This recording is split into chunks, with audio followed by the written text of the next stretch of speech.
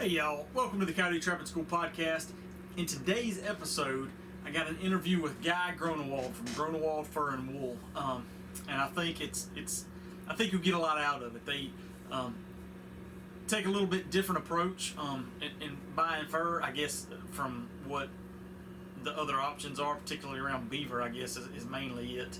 That they will buy green beaver and otter, I believe, is what Guy said. So they are, as the industry has just shrunk a little bit from the different players, and with Napa being out of the picture now, they are one of the, what I've kind of always called regional, although I suspect, they cover a lot of the country, and probably going forward will even more so. But one of the consistent things, one of the good things about dealing with a local fur buyer, more local fur buyer instead of an auction house, is you get your check when you show up. They agree to buy your fur and they give you a check right there. So that's definitely a plus. And they're not, I guess they're kind of a middleman, but they have the end customers that they're marketing to. So it's not, they're kind of acting just the same as one of the auction houses would.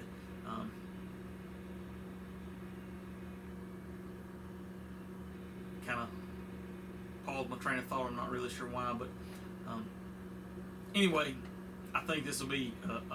I enjoyed the interview. It was good talking with Guy, and it's definitely going to be an option I'm going to be looking at, especially with my beavers for selling this coming season, just because beavers are very labor intensive to put up, flesh and stretch, especially for the value that they have.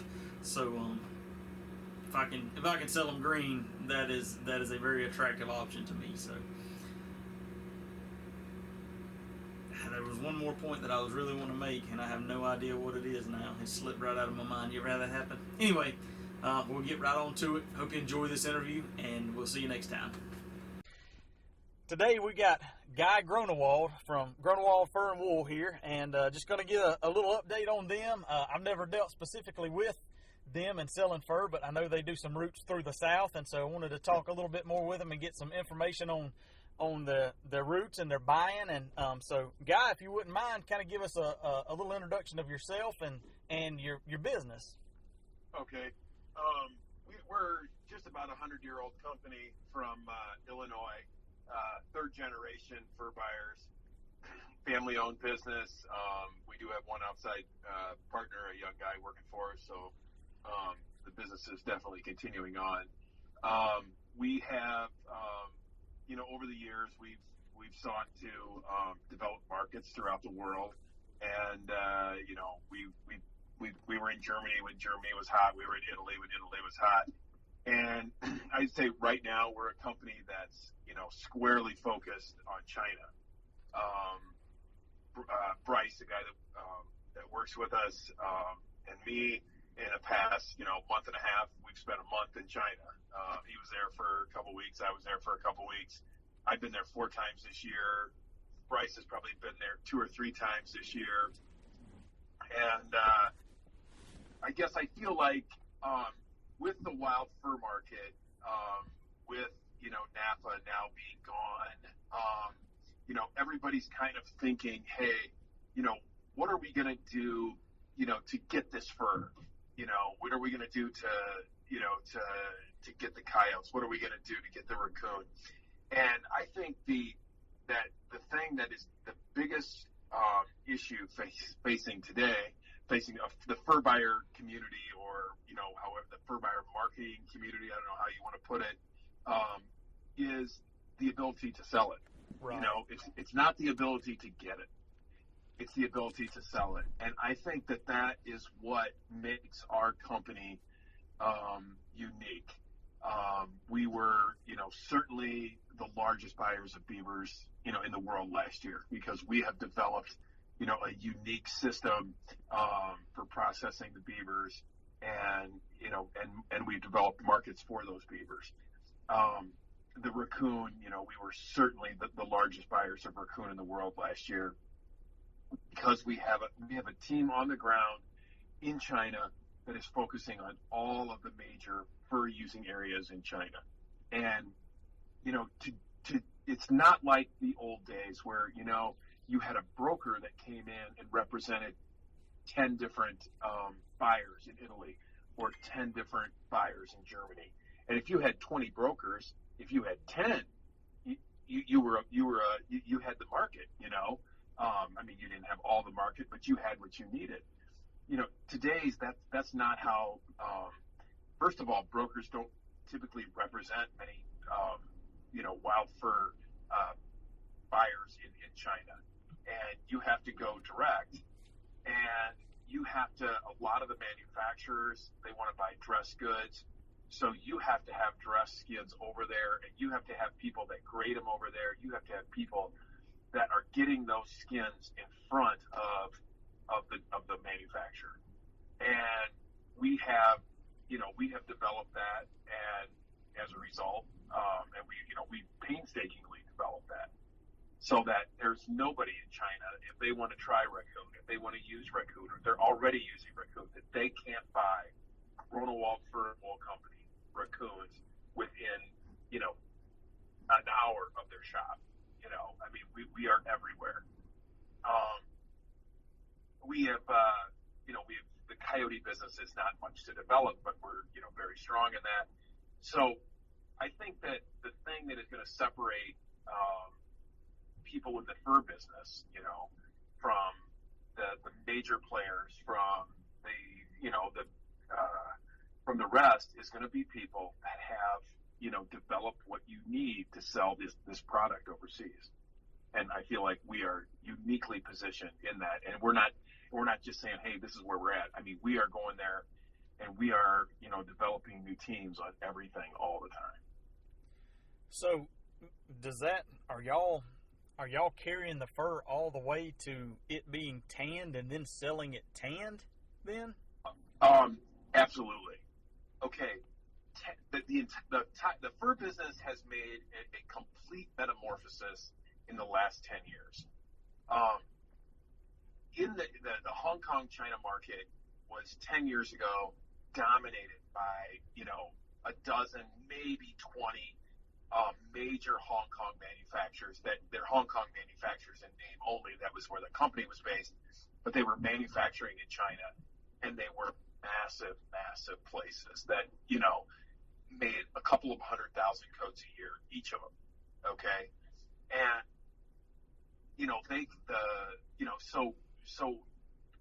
they consume so many skins, these dozen or so or 20 major places in Hong Kong, China, that you just had to have a couple of those and you were set in China.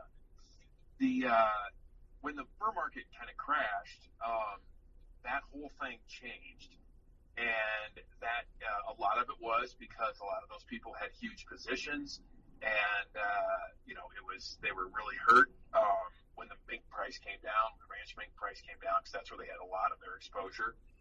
And so what happened is a lot of those guys they sort of disappeared, or they became skin dealers or whatever. And now what dominates the landscape in China is very small manufacturers.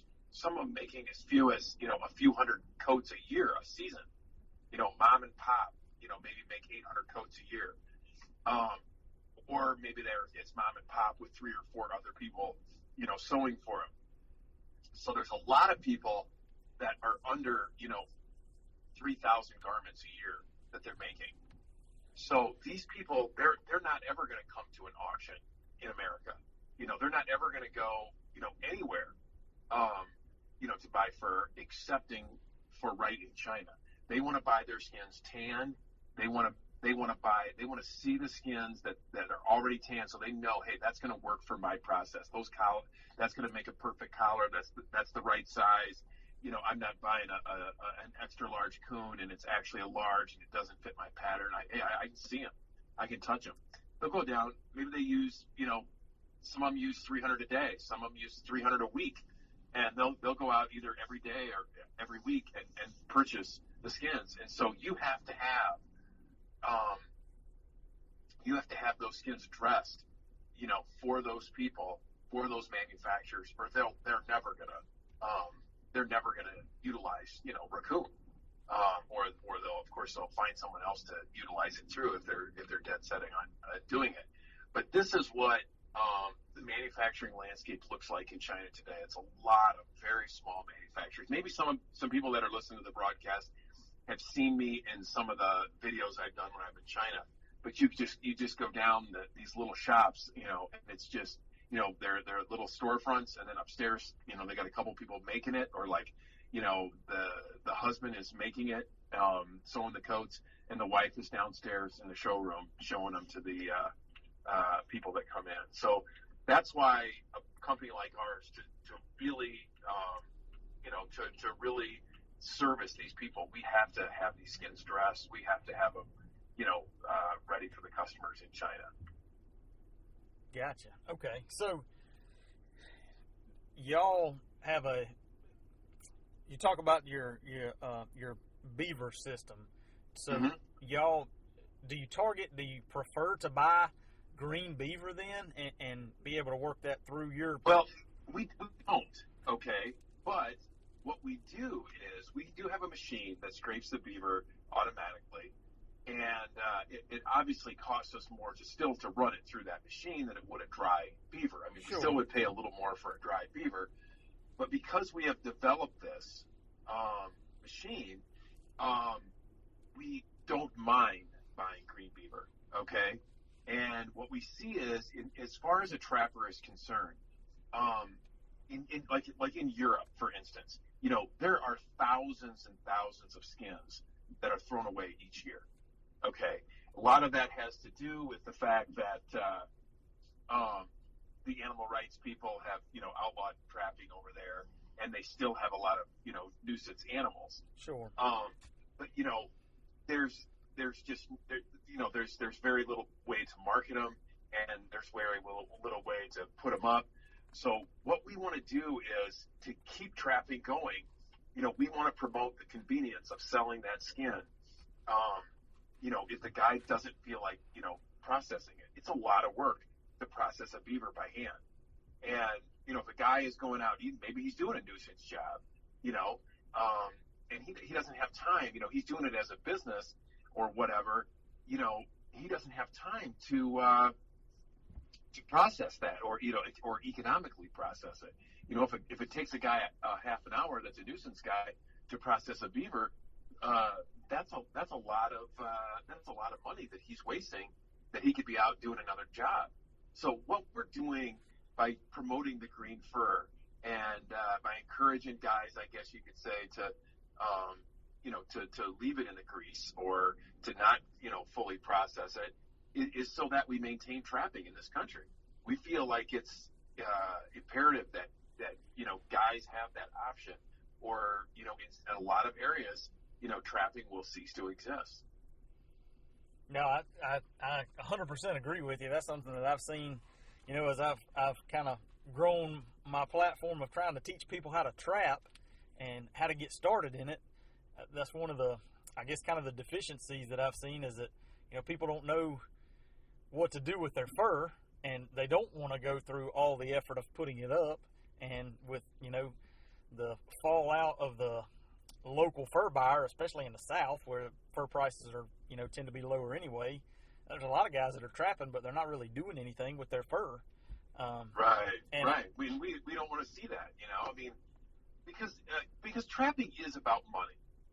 I mean, we can all say it's enjoyable, and it is, but trapping is about producing a product, and do you really just want to throw that stuff away? You go to the work of trapping it. It's almost everything has some value. Let's get the value out of it.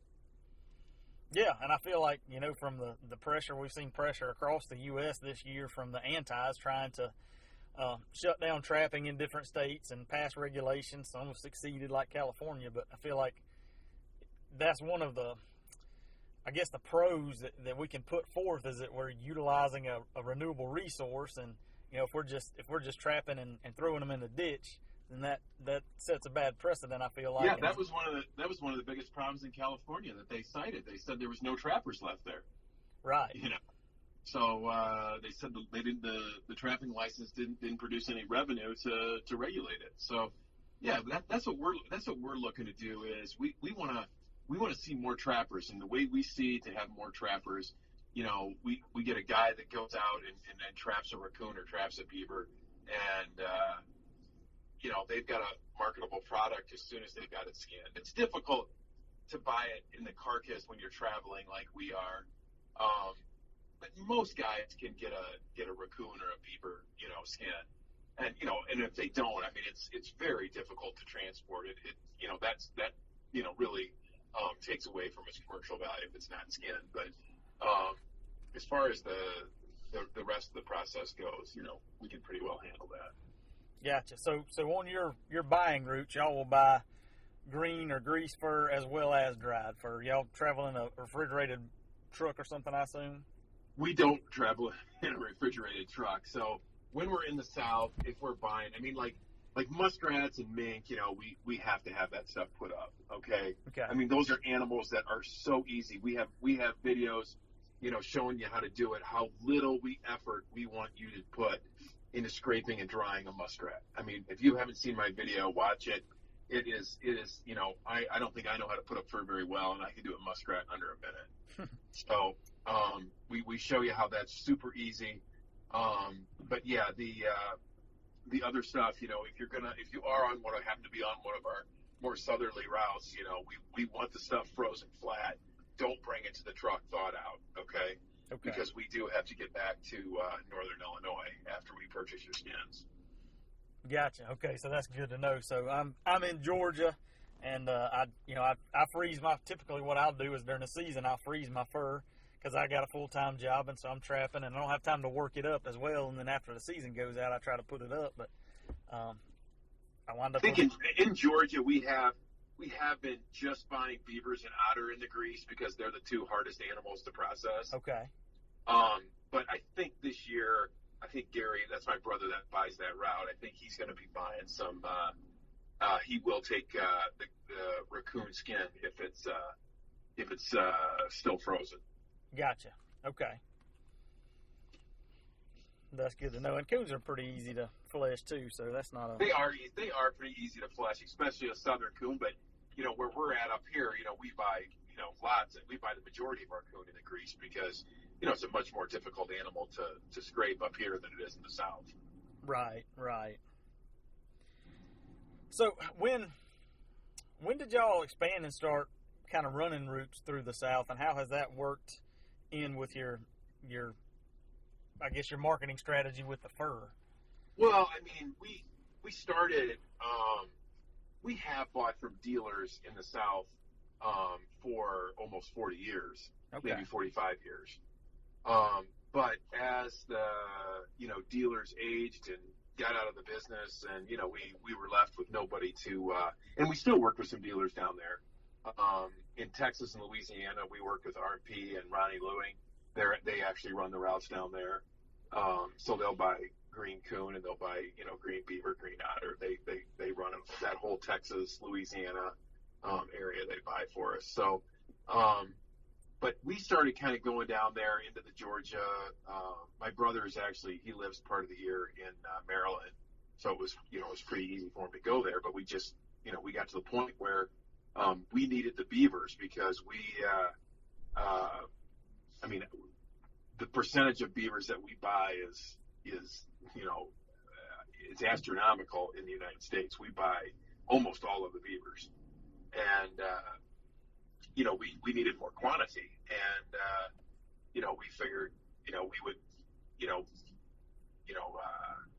service those trappers so we could just buy them directly instead of having to go through other people. And so yeah, it's worked out pretty well for us. This whole thing with Napa has thrown us into a little bit of a it's a bit of a conundrum to figure out how to get some of these extra routes run. I mean, there's some areas that are going to be left with really no service as far as fur buying. Right. I mean, obviously Napa was an auction and not just a fur buyer, but they did stop at a lot of these places that will be kind of unserviced by fur buyers now. So we're trying to put together some new routes here and make that happen so that I'm getting a call here. Let me just decline that. So that we can service those trappers, because we feel like, if the fur buyer doesn't go there, a lot of those trappers they'll cease to exist. They just won't catch any fur anymore. Right. Yeah, and that's unfortunate, especially the timing right here at trapping season. I know there's people that are already trapping, so. Yeah, I know. It's very unfortunate. And if it had happened in the spring, it would have been even if after their last sale, if we would have known for sure, we could have, but we're even looking at putting people on, as fur buyers. I mean, it's a last minute thing. We're even, I think in a few states, we're probably going to run some routes where we just pick up the fur and we don't even buy it until we get it back to our factory, because we just don't have enough buyers this year, to make all that happen. But for the most part, most of our routes will be, I think, like Pennsylvania maybe, and Southern Ohio.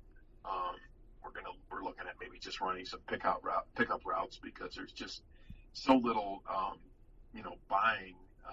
Or so little avenues, I guess you'd say, for people to do with their furs in those areas. But we're looking at, we're still working on it, so bear with us. And a lot of people have emailed, texted us with great ideas on where they want us to stop, and the support has just been unbelievable. I mean, of people wanting us to come down and help them out. So we're going to do all we can, and even if people have to meet our trucks, coming back through from the south or something, we want everybody to have a place to sell their fur.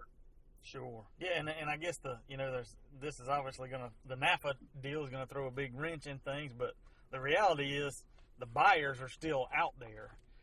So overall, I mean, the logistics and everything has got to get worked out, but those buyers that were going through Napa to buy their fur are still going to be looking for the fur from somebody, right?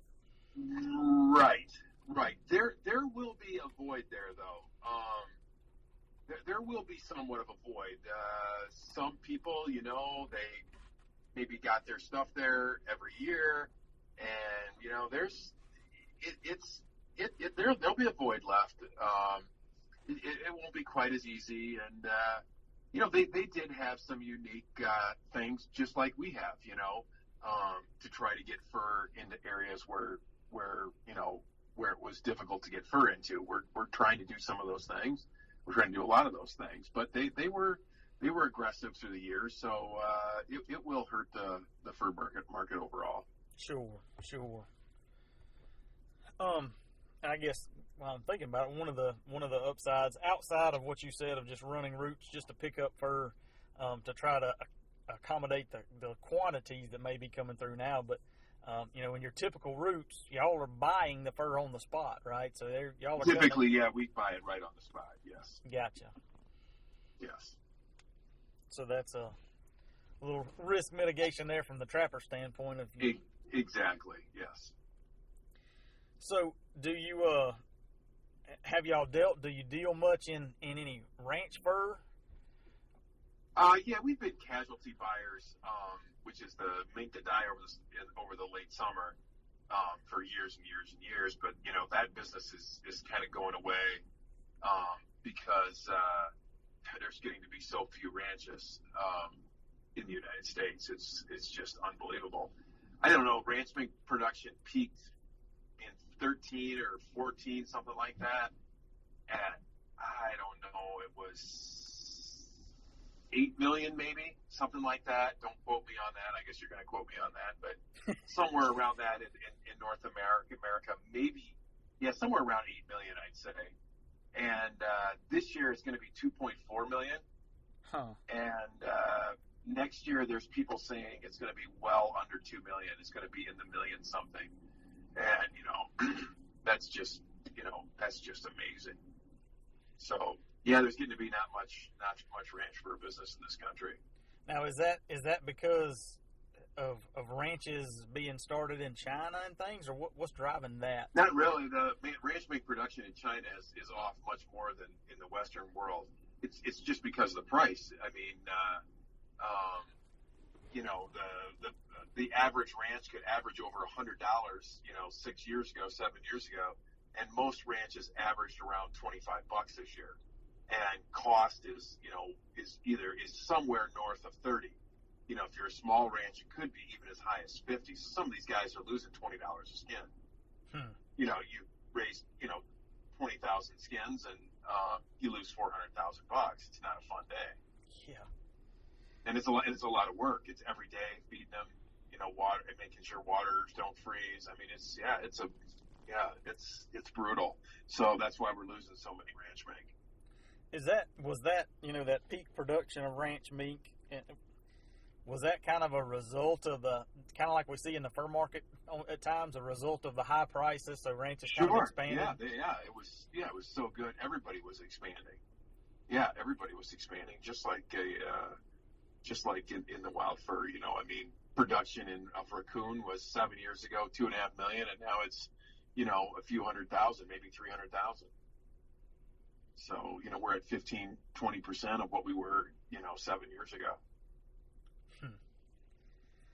So, are you seeing? You talked about the shift in the Chinese market from the larger manufacturers to the smaller manufacturers. Overall, has the demand for fur over there, has it increased, decreased, kind of stayed flat through the years? Oh no, it's definitely decreased. I mean, Russia has decreased tremendously. And a lot of the furs that we were sending either over to China, a lot of times they ended up going to Russia. But that market has definitely decreased. And the other thing that has really decreased is there was an insatiable demand for mink coats, for traditional mink coats in China. Every woman that had any kind of money had to have a traditional mink coat. And they didn't just have to have one, they had to have 2, 3, 4. And now a mink coat is definitely out of style in China. You know, if you're a fashionable young lady in Shanghai or Beijing, you would not be caught dead in a fur coat, in a mink coat. Now, parkas with fur trim are the hottest thing in the world. But, you know, a mink coat, you know, maybe you put 3 mink in the hood of a parka, and you know, a regular mink coat takes 30 skins. Well, you can see where even if they sell as many coats, the demand for mink is going to be way off, right? Sure. Because they just don't use as many. So, yeah, this mink thing has gone from 130 million skins worldwide to 40 million skins, or 150 million skins to 40 million skins. I mean, it's like one fifth or so of what it was as far as production. 1/4, 1/5 of production. So yeah, the demand is much less.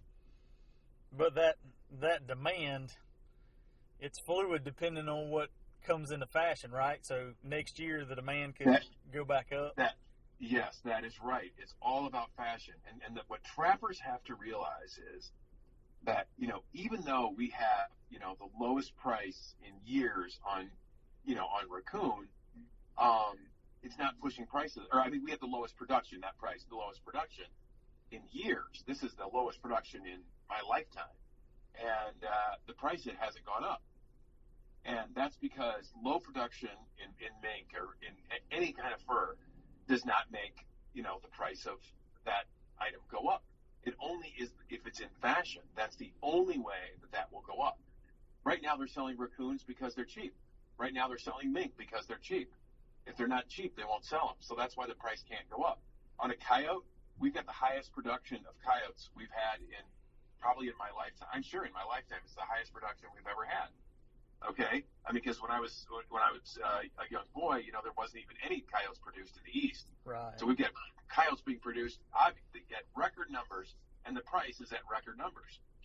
Okay, so that just proves to you that, you know, when you've got a lot of something in the fur business, it doesn't mean the price has to go down, and when you have just a few of something in the fur business, doesn't mean the price has to go up.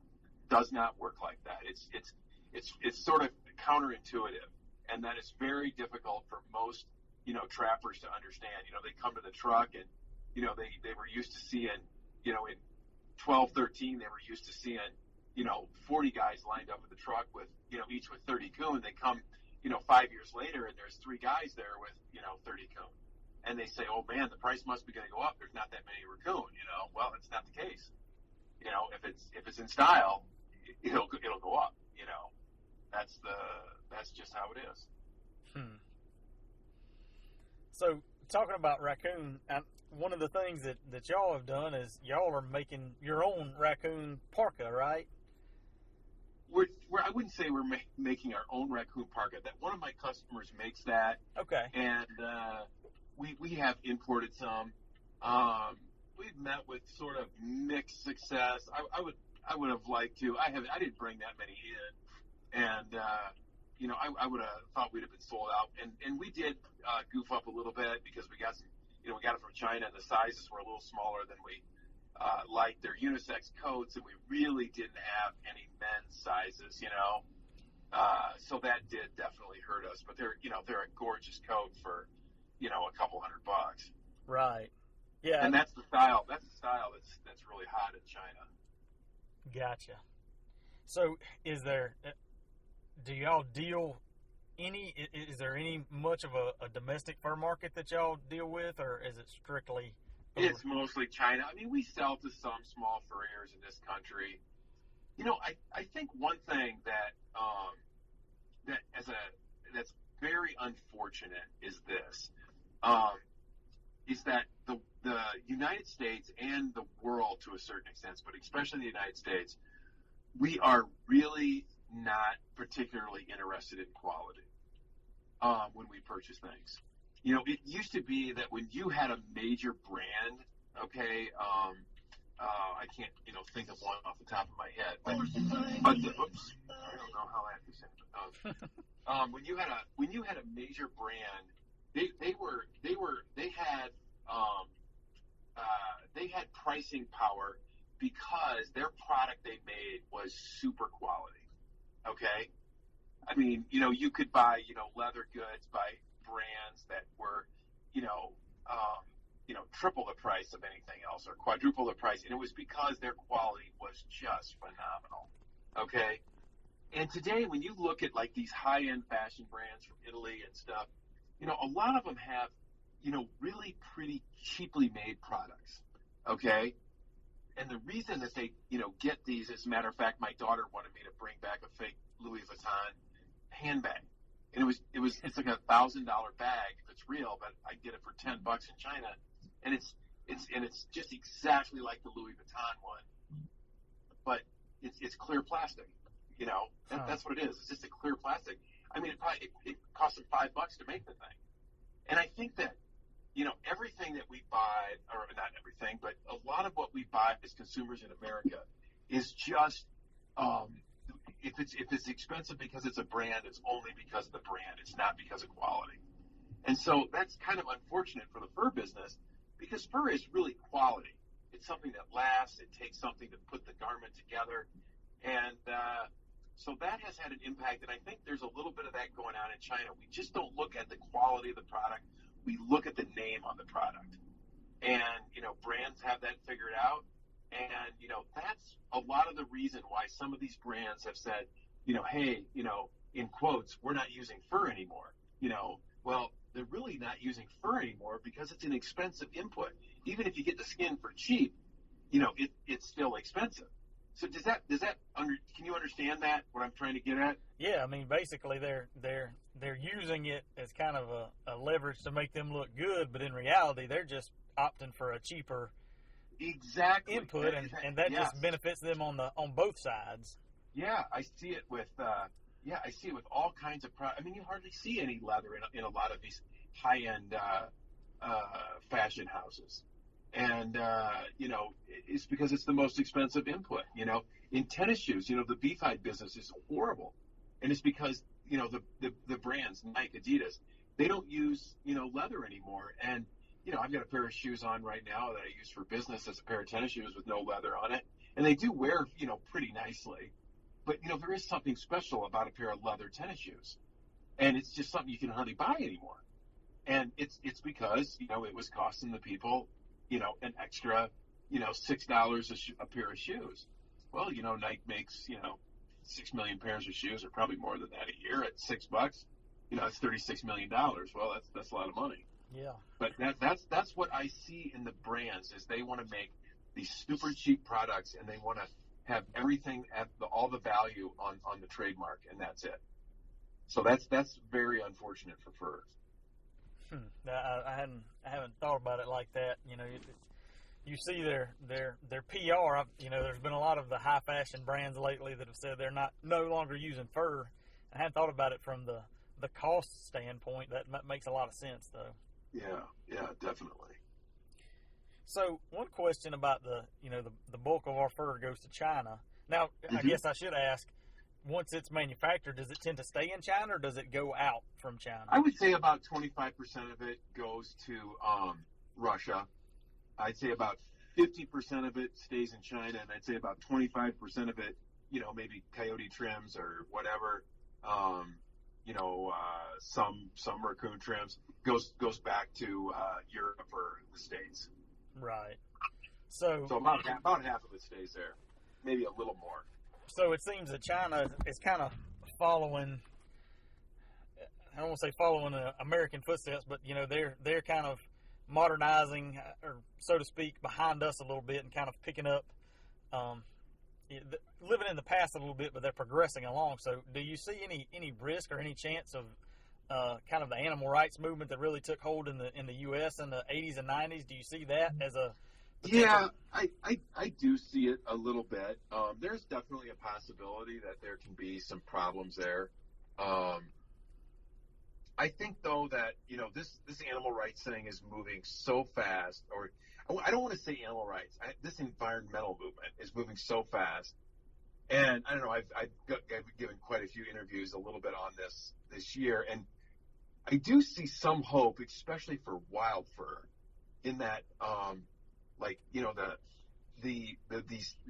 this new generation, they are so adamant on being carbon neutral. Okay.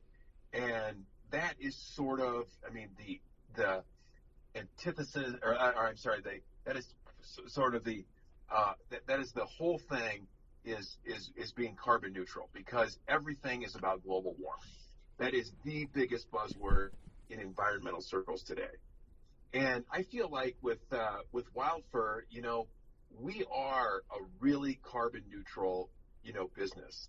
I'm in the beaver business. I would be probably the biggest carbon negative guy in the world, me, because, every time a trapper, kills a beaver, how many trees are saved that sequester carbon dioxide? Right. Thousands, probably millions. We represent probably millions of trees every year that we save because we purchase beavers, and that sequesters millions of tons of carbon dioxide. So this new generation is so militant about their carbon production that they're willing to sacrifice a child to save carbon. Well, sure. They'll certainly, sacrifice a beaver to save carbon, or to not emit carbon. So, and we don't produce any microplastics. We don't, pollute the oceans with, all these fast fashions made out of polyester that end up in landfills or end up in the ocean floating around, killing sea turtles, or whatever. So, we are an industry that does, that animals, do, are exploited for, their skin, but it is, and there is a lot of environmental reasons why it is actually a good thing for our overall environment. So I think sometimes that we'll go far enough with this environmental movement, and really trappers should be a part of it. Hey, we're not going to wear polyester. That's a terrible thing. We're not going to, contribute to carbon. We're going to wear natural fibers and, natural furs. And so I do think there is a possibility of going so far with this environmental movement that everybody will have to wear natural fibers at some point. To keep warm, you'll have to wear fur. So I don't know. I certainly think that's how we should promote it.